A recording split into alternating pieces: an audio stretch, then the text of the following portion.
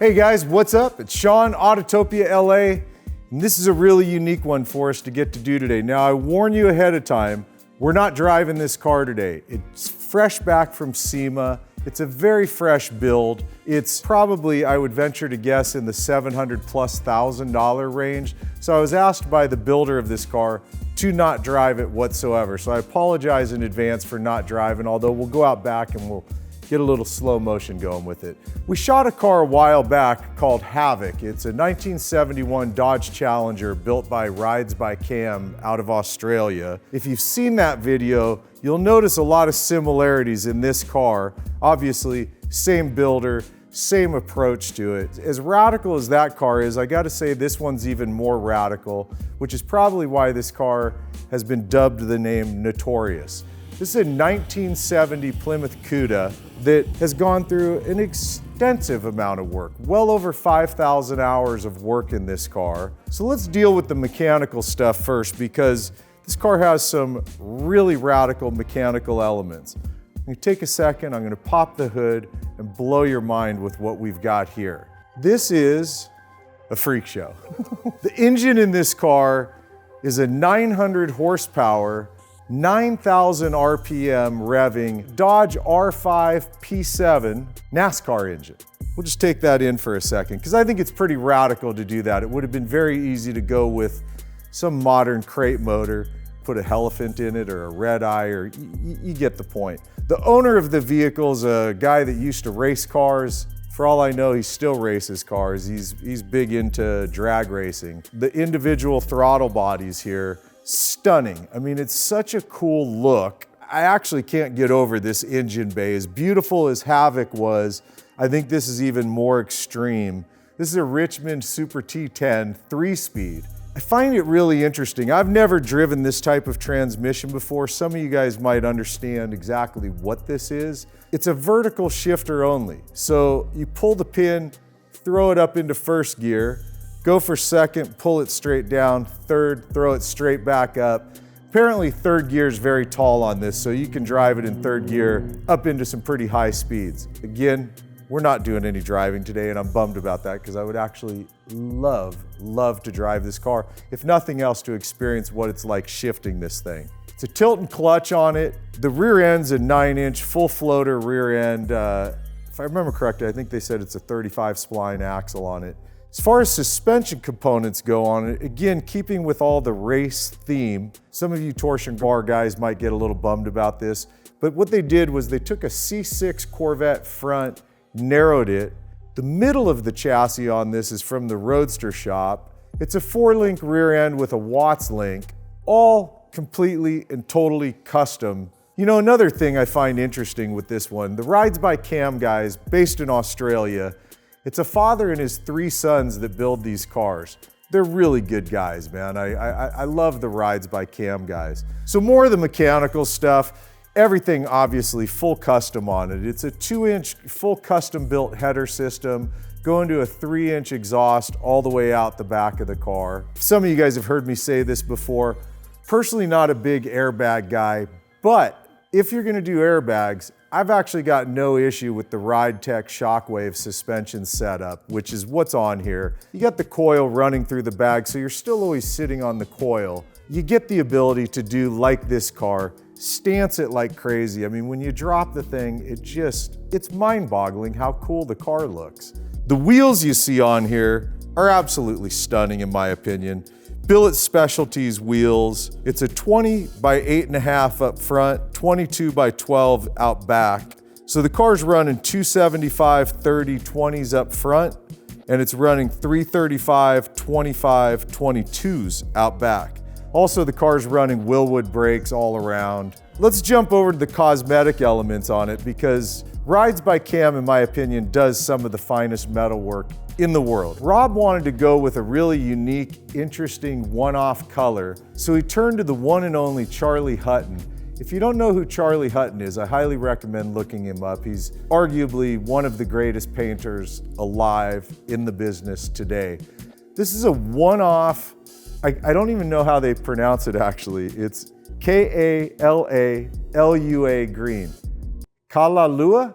I really do love the color, and in here, where it's not lit well. It looks pretty dark actually. It almost edges on being black or like a dark brown, but we'll pull the car out in the sun so you can see, because it's really an exceptional, beautiful green color on this car.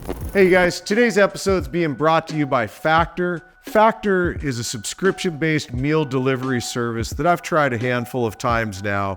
Really quality food, nutritious, prepared by chefs and dietitians. Each one of these, I'm gonna pop them in the microwave right now. 2 minutes, my meal's gonna be ready, so let's give it a try here. So we got two different flavors here. This one is the Creole shrimp.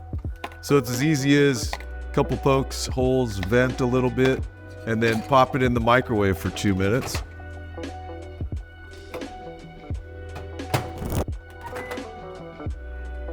All right, so there's meal number one, the Creole shrimp. This one's tandoori chicken thighs and rice. God, that sounds really good too.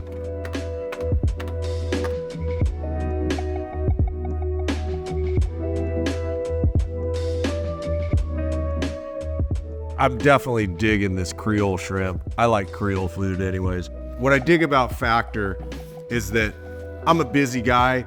I don't have time to prep my own meals, clean up the mess, do that a couple times a day. I just flat out don't have the time to do that. So what I end up doing all the time is ordering delivery food from a restaurant through one of the many delivery services. It's expensive with service charges and what have you. Sure, it's convenient and easy, but it is expensive. This is a fraction of the cost of doing that. But I also like that what you're getting is healthy, nutritious meals prepared by chefs, prepared by dietitians. So if you're interested, go to factor75.com or click the link down in the description. I'll make sure it's there for you guys. And use the code ATLA50 to get 50% off your first Factor box. Again, it's factor75.com, or the link will be down in the description for you. Just simply click it. Use the code ATLA50 to get 50% off your first Factor box. I promise you, I think you guys know me well enough at this point. I don't BS you. The meals are really tasty. I'm gonna go back to this Creole one while we go back to the rest of the video here. This is one of the prettiest engine bays personally that I've ever seen. You know, something else I want to point out that it's kind of interesting how you almost can see it from here. You've got your masters over here for brakes and clutch. You can see them right up against the glass until I drop the hood, and then it completely disappears. Ring Brothers up front here on the hood pins. I know Rob's a massive fan of the Ring Brothers, so you'll see components from the rings on here. The hood pins, the hood hinges themselves. Obviously, it doesn't take much of a look to see just how much cutting and tucking and flushing was done on not only the front, but on the rear bumpers on this car. Although none of the body's been widened at all, it's been sharpened, all the lines peaked like crazy. I love the custom vents that they added in here. Just a nice little touch, feeding cool air into those individual throttle bodies, which, I mean, they just look stunning. He did do Kindig door handles on here. I know Rob's a big fan of those door handles. If you guys saw the episode on Havoc, for some reason on that car I didn't love the Kindig handles, yet on this car they look great to me. Probably a good portion is just the color, how well it hides and tucks them away. I personally love that they kept the drip rail on the car, although you can tell this has been cut, tucked, set in. You know, you got flush mount glass up front, flush mount out on the back on this thing. And one of the coolest things they did on this, as far as just a metalwork thing, and it's a very subtle detail, is how they gave it a bit of a ducktail spoiler out back here. It's just so well done. The other cuts that they did, like into the deck lid here, giving us this shape is just, it's beautiful. I mean, it's really a stunning, stunning car. When you get down and you see this really subtle, cool rear diffuser they did on it with the exhaust flush coming out of that lower rear valance. I mean, it's just such a slick look. As radical as they went on this car, look at it. They never lost the Cuda in here. I mean, even the taillights, it's still Cuda. And I like that because Havoc, in my opinion, sorry, Rob, they went so far on that car, it's Stunning, beautiful, crazy custom build. But for me, they lost a little bit of the Challenger with all the crazy body mods, where this one, they really didn't lose the Cuda in here. I think it's just so well done. And I can't get over, again, I'm not an airbag guy, but you can tell me that doesn't look badass sitting like that. I'm sorry, you and I are not gonna agree on this, because that looks exceptional on this car, man. It really, really does. And the thing sounds just wonderful.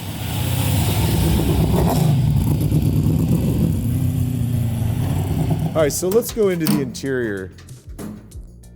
Obviously, a ton of metal work. I mean, the floor alone in this, I swear, it's almost like I don't want to put my feet on the ground in this thing because it's just so tastefully done. It's a full Recaro seat in here. These things, I've sat in them already a few times. They're quite comfortable, been radically modified. I love the carbon back, and Rob and his guys did this in-house. You know, the metal work back here, the exposed tunnel here for the transmission, reminiscent again to something that they had done on the Havoc Challenger. But this one, just different. The flavor on this is so wild to me.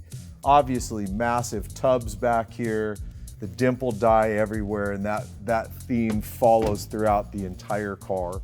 I believe this would be for an iPad, because I know Rob likes to use those, although I don't know where the iPad is. This car came straight from SEMA to be stored here with me until it goes on to be sold at a later date. Apparently the owner's already ready to sell this car, but it has some of the creature comforts that we like. Obviously AC. I know everything would be controlled from here, so if we were driving today, we'd be a little bummed because we wouldn't be able to turn on the AC, and it's a bit warm here today. Another touch that they do at Rides by Cam, you'll see buttons everywhere in this car for trunk release, all the different lighting that this car offers, ignition, start button, although you can manually start with the key here as well. I mean, everything on this interior is custom. Just look at this dash alone. I really do marvel at, you know, any of you guys that know the channel well enough, you know I'm not a mechanic. I don't build stuff myself at all. One of my favorite things about custom builds is I truly marvel at what metal craftsmen do. I just really think it's amazing to remove the entire stock dash and create all of this from, you know, a bunch of chunks of aluminum. I was telling you guys before with the Richmond shifter, I'll show you how this works. Pull the pin, now you're in first gear. Boom, now you're in second gear. Now you're in third. Neutral here, and then to go into reverse, that's reverse gear there. To get out of reverse, obviously, pull it back down. I'm in neutral here. Now if I want to get back into first, pull the pin, and boom, I'm in first gear. I guess part of what I love about it so much is it's just so different. Like when we shot that Grand National recently with the Roadster Shop guys and getting to pull those lightning rods, all I wanted to do was just keep shifting because it made it so fun to drive the car.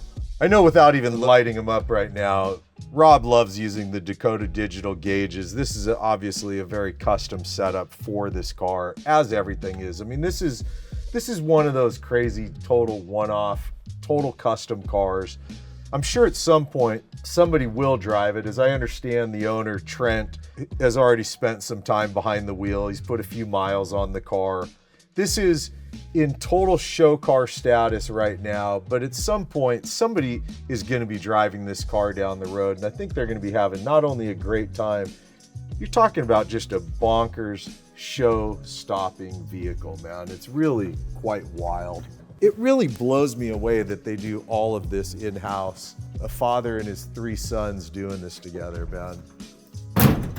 What we're gonna do right now, you guys, I know I've mentioned it a few times, and I'm really sorry we can't drive it, but we'll pull it out back here. We'll get it out in the light so you can really get a sense of just how stunning the color is on this thing. And then we'll just do some slow rolling shots just to show you that the car actually does drive and move. And so you can hear the glorious sounds of this. Because with Havoc, a lot of people griped about the sound of that car because the massive Pro Charger on that, you know, it was a wild sound that car made. This thing sounds just bitchin', as simple and plain as that. So we'll go pull it outside and give you a little slight sense of what this thing actually is.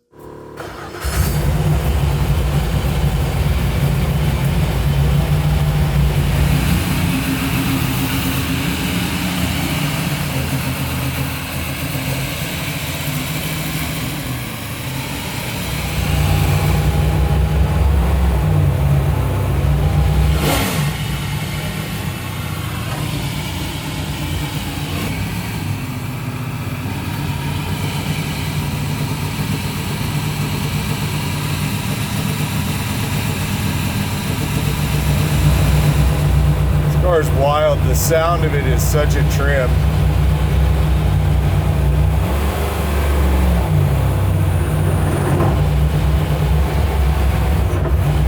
The clutch is like just on off, on off, on off. There is no finesse on this clutch.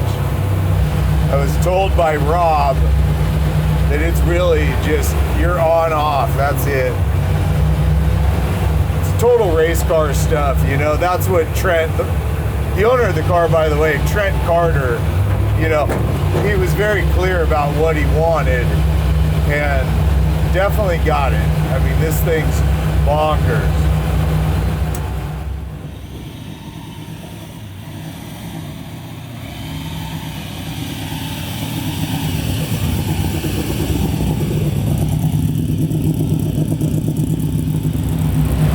I wish we could give it a good rip. The thing just snaps. I mean, it's crazy how the RPMs just jump.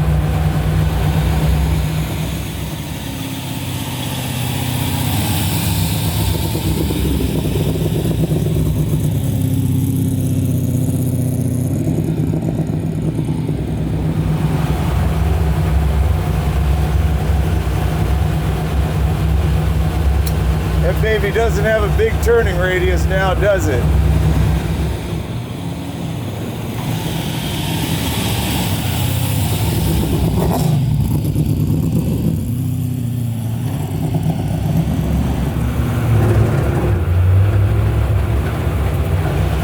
You know, the other crazy thing on this, like everything else isn't bonkers enough, this engine revs at about 2,000 RPMs.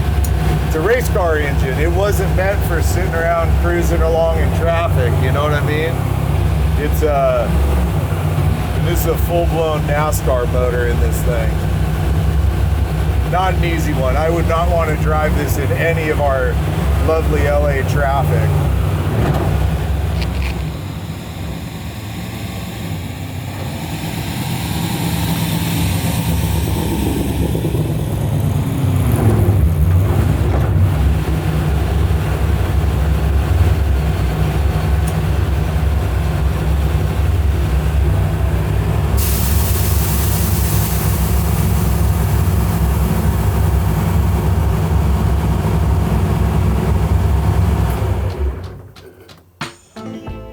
God dang, Rob, you and your sons, you guys build some wild, wild stuff, dude. Really amazing. The car's beautiful. God, especially seeing it out here now in the light where I can really see the interior. I mean, it really is stunning work. Just beautiful, guys. Trent, gorgeous car. And just so you guys know, this car is going up for sale. It's for sale as of now. I was told that he was offered somewhere in the $470,000 range at SEMA. Don't know if that was a real offer, but you know, probably looking to get somewhere between $470,000 and $500,000. My guess is probably spent about a bit north of that building the car. So yeah, man, wild, wild car. Well, this is just a wild, wild build. The metalwork, the paint and body, spectacular. The interior, all the crazy work on this car. Top it off, you got that high revving NASCAR engine. I mean, this thing is bonkers, man. And like I said, it will be going up for sale. It's actually for sale now, so feel free to throw your offers this way, man. As always, you guys, a big thanks for hanging and watching. Trent, thanks for letting us shoot the car. And Rob, thanks for trusting me to store it here and letting us shoot it, man. So I'll see you guys in the next one. All right, later.